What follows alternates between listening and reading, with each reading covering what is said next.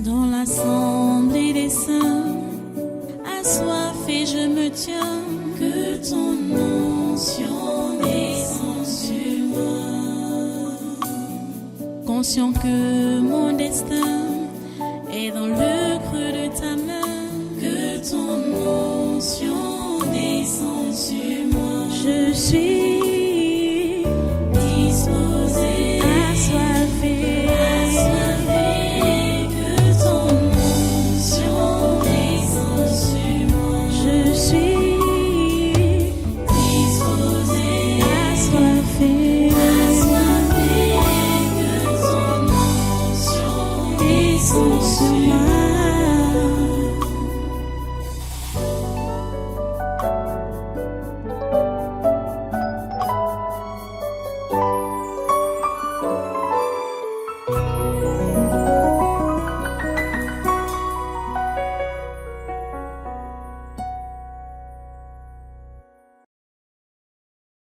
Alléluia. Merci Dieu Tout-Puissant. Merci pour ta grâce. Merci pour ton amour. Merci Seigneur pour ta présence. Ta présence nous fait du bien. Tu es là. Tu l'as promis et tu le fais. Nous bénissons ton nom pour cela. Parce que tu es toujours là, à nos côtés. Tu es toujours là pour nous secourir, pour nous venir en aide, pour écouter nos cris, pour écouter nos doléances et les accomplir. Nous bénissons ton nom, Seigneur, pour cela. Tu es un Dieu disponible, toujours disponible quand on t'invoque. Dans la détresse, on t'invoque, tu réponds. Merci, Seigneur, pour ta disponibilité. À toi toute la gloire et tous les honneurs. Tu ne réponds pas parce que tu te soumets à nos ordres, mais tu réponds parce que tu nous aimes et tu nous secours pour que l'ennemi n'ait pas avantage sur nous. Seigneur, pour cela, sois béni. Sois adoré, sois honoré, sois glorifié, ô Dieu Tout-Puissant. Merci pour cette nouvelle année et merci pour ce premier séminaire de cette année 2026. Ô Dieu, nous ne saurons assez te remercier pour ce que tu as fait dans l'année finissante et au début de cette année par les délivrances prophétiques concernant cette nation, concernant ce continent et concernant ce monde. Et nous voulons te demander, Seigneur, de continuer dans la même lancée. Nous sommes encore là aujourd'hui, Seigneur, pour écouter de toi, te prier, te glorifier, t'honorer, t'adorer. Nous sommes là, Seigneur. Merci de te manifester comme tu as prévu le faire. Chaque fois que nous sommes assemblés, comme maintenant, tu as promis être avec nous et répondre à nos doléances. Nous te remercions pour cela. Merci, Seigneur, de nous répondre. Merci, Seigneur, de manifester ta force et ta puissance. Merci, Seigneur, de contrecarrer les plans du diable et ses agents. Merci, Seigneur, parce que tu as accompli ta parfaite volonté pour ce séminaire de janvier 2026. Ta programmation s'accomplit et celle du diable est anéantie par le puissant nom de Jésus. Amen. Merci, ô Dieu, de ce que tu fais. À toi la gloire, l'honneur et la puissance. C'est au nom puissant de Jésus que nous t'avons adoré et que nous t'adorerons toujours. Amen. Amen. Voilà, prenez place dans cette présence, soyez tous les bienvenus à ce congrès du surnaturel de ce 2 janvier 2026. Nous bénissons le Seigneur pour le chemin déjà parcouru. les 2 jours que nous avons déjà mis dans la 2026e année. Nous sommes là pour prier. C'est une phase de prière que nous entamons comme ça. Prier pour cette nation. Prier pour l'Afrique et le reste du monde. Nous bénissons Dieu pour l'homme qu'il nous a donné comme chef de l'État dans ce pays, le président Paul Biya, qui s'est adressé à la nation le 31 au soir. Nous bénissons vraiment Dieu pour tout ce qu'il fait et pour tout ce qu'il va continuer de faire avec cet homme. Et nous prions Dieu pour qu'il lui accorde la grâce, qu'il accorde la grâce à Biya d'être toujours capable d'entendre sa voix, la voix de Dieu, pour diriger cette nation. La voix de Dieu, la voix du Saint-Esprit, que notre chef de l'État continue à entendre cette voix-là qui va l'orienter pour diriger cette nation qu'on appelle le Cameroun. Parce que l'attention de Dieu même est portée sur cette nation, ainsi que l'attention du diable et de ses agents s'est portée sur cette nation. Donc dès qu'il y a faux pas quelque part, le diable est prêt à tout gâter. Mais si nous marchons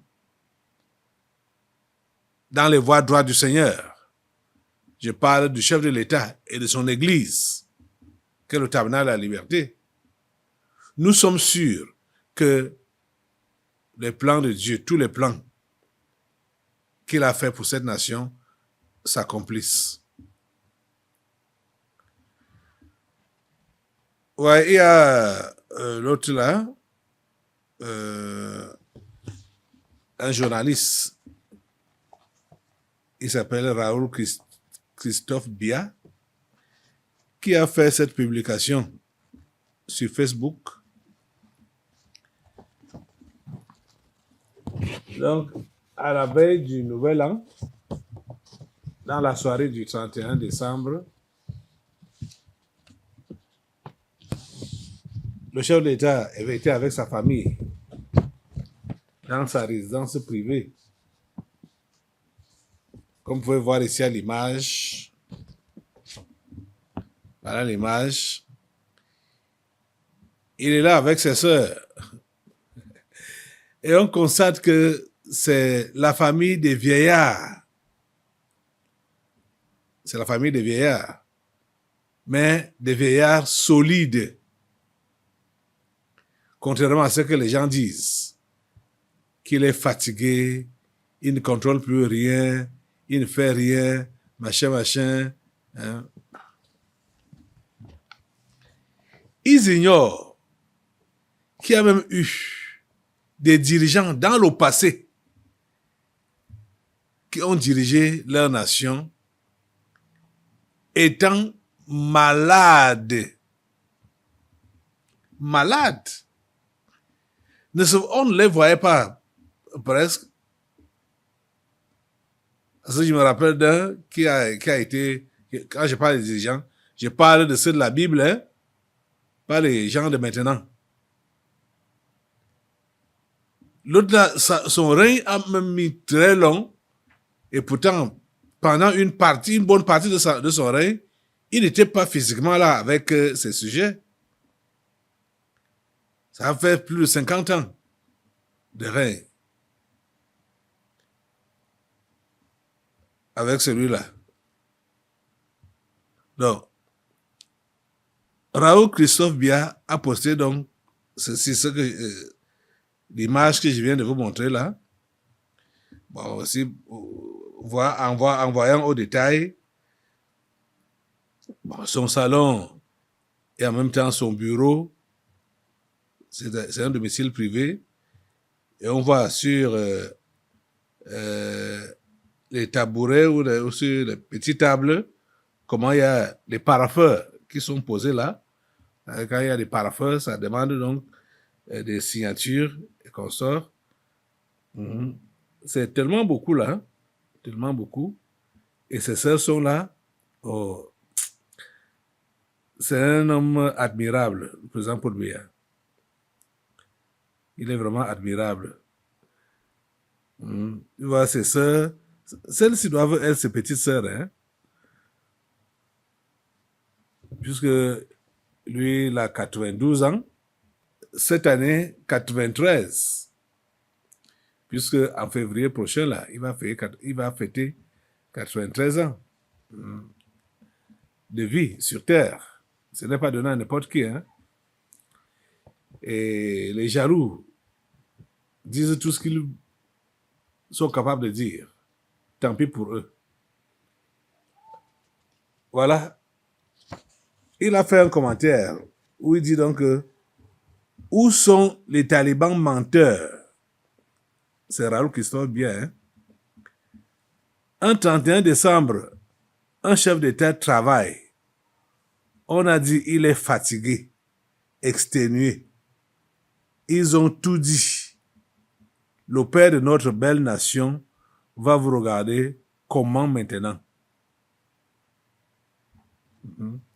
Ça, c'est la question que Biya pose aux talibans. Les talibans menteurs. Ils ont dit que le chef d'État était fatigué, exténué. On a dit que c'est une photo. Il n'existe pas. Il ne gouverne pas. C'est n'importe quoi. Nous autres, assemblée, église, nous devons accompagner notre chef de l'État avec les prières pour que tout ce qu'il fait soit au centre de la volonté de Dieu. Nous devons demander à Dieu que cet homme soit attentif aux conseils, aux inspirations que l'Esprit Saint de Dieu va lui donner. Qu'il soit attentif à cela pour les appliquer dans sa vie, pour cette nation.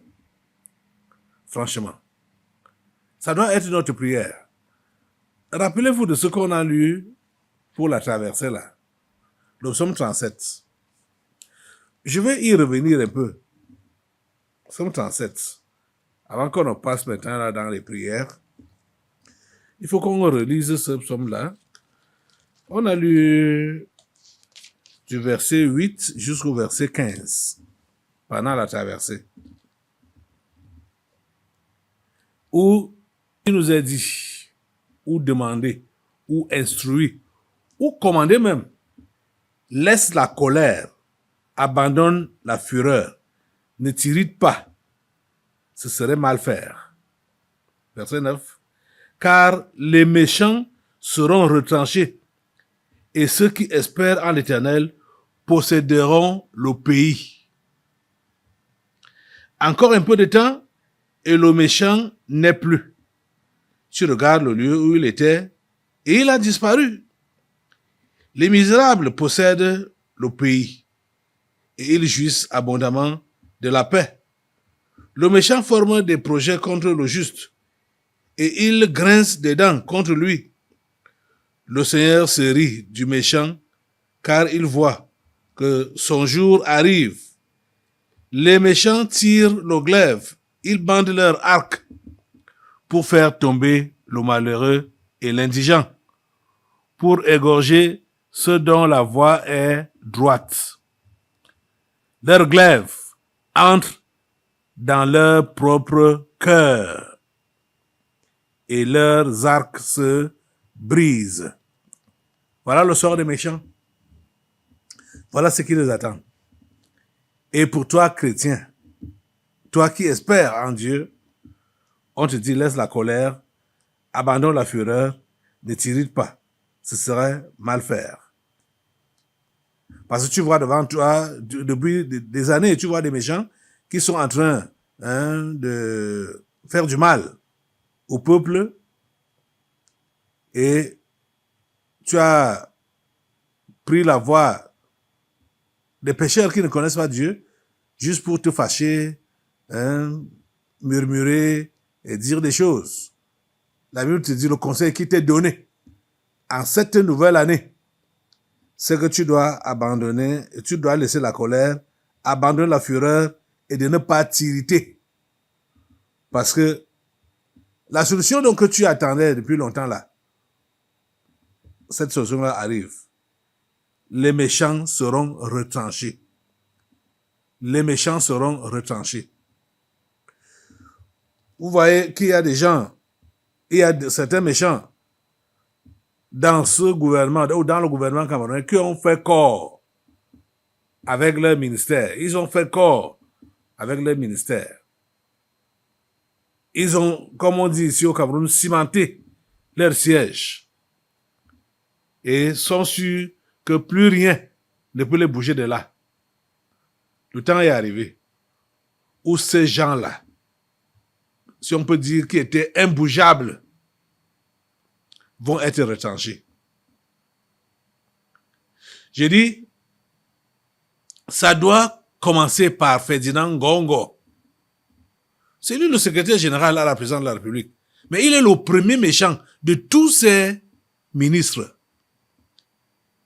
Il est le premier méchant de tous ces ministres. Ferdinand Ngongo. Il doit être retranché. Même s'il a fait des propositions des ministères, des ministres, même s'il a fait des propositions du gouvernement, même s'il a même aidé, travaillé pour donc la composition d'un nouveau gouvernement, il faut que lui-même il soit retranché. L'homme-là ne doit plus être au gouvernement. Ferdinand Ngongo ne doit plus être au gouvernement. Ce septennat, c'est le septennat des grandes espérances. On a compris pendant l'élément prophétique ici que Ferdinand Ngongo était le destructeur, un démon en personne. Et il a affecté toute l'administration. Il a affecté toute l'administration. Ferdinand Ngongo. Donc il ne faut plus qu'il figure dans ce nouveau gouvernement. C'est ce qu'on a compris ici. Il ne faut plus. Donc les amis, pour que notre chef d'État puisse entendre cette voix-là, il revient à toi et à moi d'intercéder auprès de Dieu pour dire, Seigneur, s'il te plaît, fais écouter ton conseil à l'homme que tu as placé devant ton pays pour qu'il puisse ôter Ferdinand Ngongo du secrétaire général à la présidence de la République. Il a mis trop long là-bas. 15 ans, c'est beaucoup. Puis c'est depuis 2011. Nous sommes en 2026 maintenant. C'est beaucoup. Il doit quitter. Il a été appelé à superviser beaucoup d'actions. Ça a donné quoi? Le stade de Lembe. Il y a des prestataires réclament de l'argent, réclament des paiements jusqu'à présent, alors que beaucoup d'argent a été versé.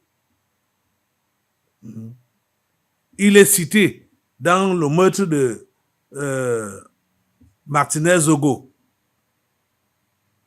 Comment un secrétaire général va être affecté dans les histoires de meurtre, d'enlèvement, de torture et de meurtre? Et ce n'est pas des soupçons. C'est la vérité, puisque l'autre Savom, qui est son ami, lui, il a été arrêté. Et il est à Konégé maintenant. Cet homme ne doit pas figurer dans le nouveau gouvernement. Je parle de Ferdinand Ngongo. Il ne doit pas figurer dans le nouveau gouvernement.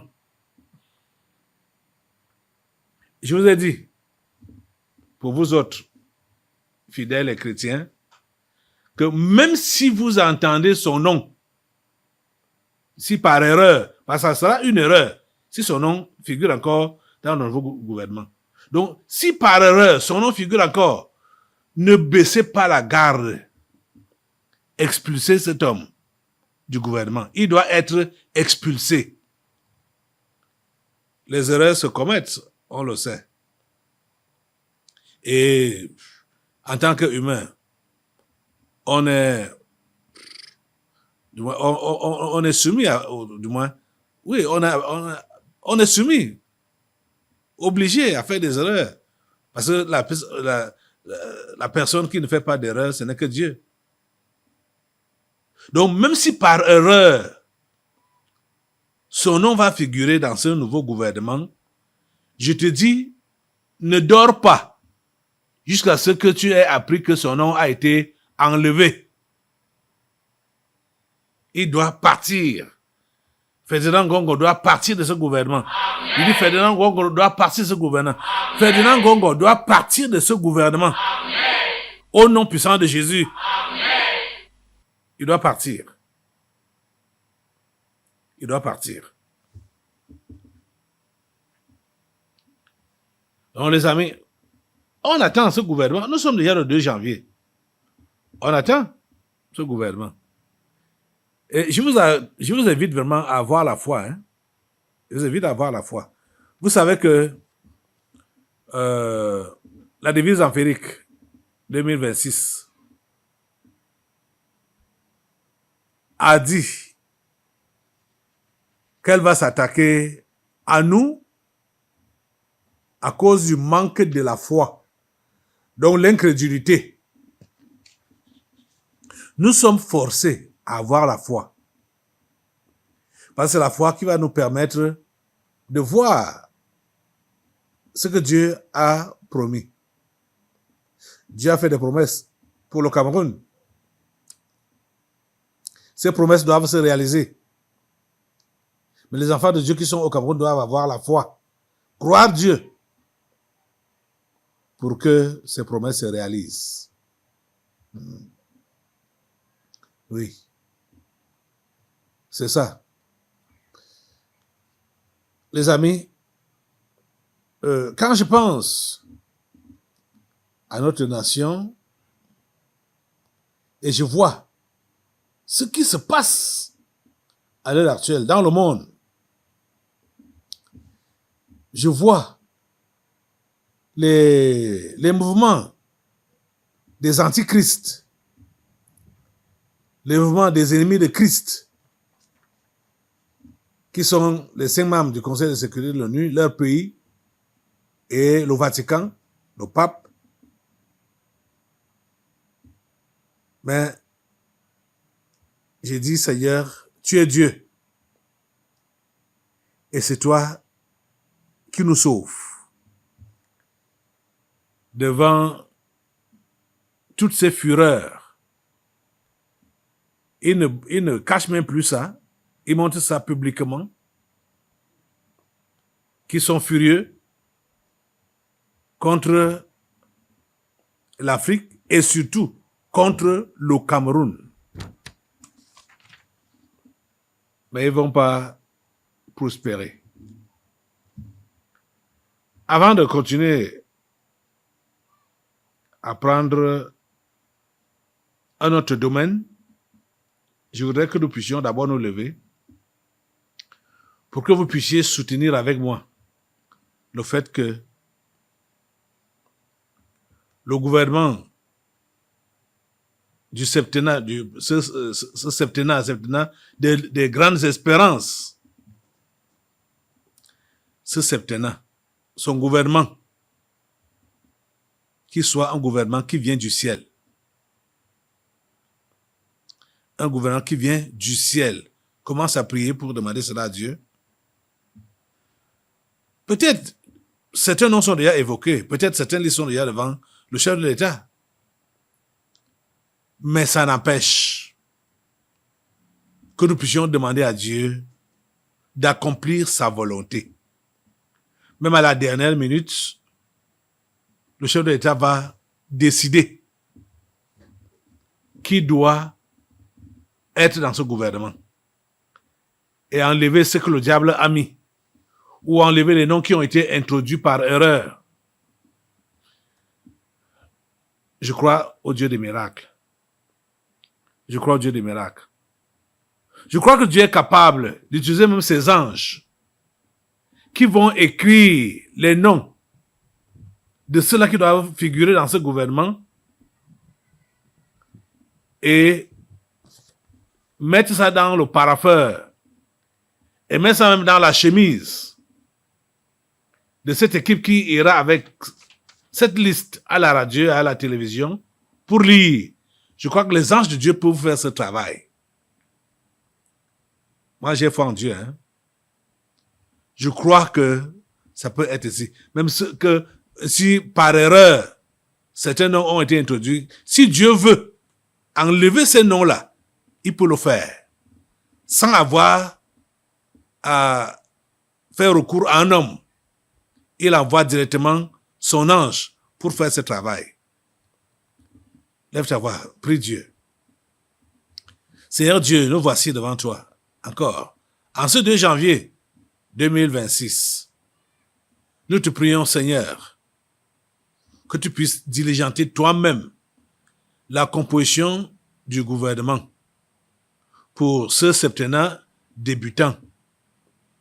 Seigneur, s'il te plaît, que ce soit seulement des gens que tu as choisis, que tu as désignés, que ce soit eux qui vont gouverner cette nation, nommés à des postes ministériels, des gens capables, qui aiment leur nation et qui aiment l'Afrique. Seigneur, permet que ce soit eux qui soient nommés dans ce gouvernement. Seigneur, enlève tous les méchants. Tu nous as promis cela. Tu as promis que les méchants seront retranchés. Que les méchants soient retranchés.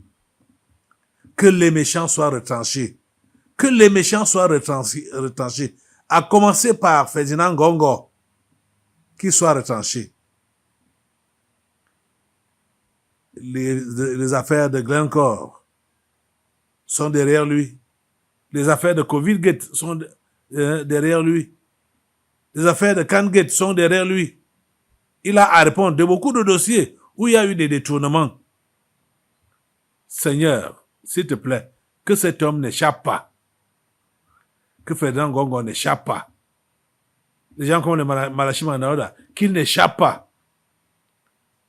Certainement, le chef de l'État a eu des pressions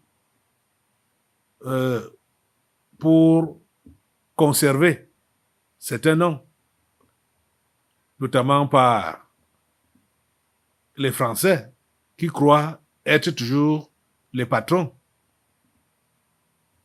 Seigneur, ma prière, notre prière aujourd'hui est que le chef de l'État rejette toutes les propositions que les Français lui auront faites. Qu'il rejette toutes ces propositions-là. S'il te plaît, Seigneur, permets qu'il puisse choisir des hommes et des femmes qu'il faut pour cette nation. S'il te plaît, Seigneur, nous savons une chose, et lui-même il le sait, qu'il est entouré de beaucoup d'ennemis de cette nation et beaucoup d'ennemis personnels, comme celle même là qui partage sa chambre. Et n'en parlons pas de tout le reste du gouvernement. Il a beaucoup d'ennemis.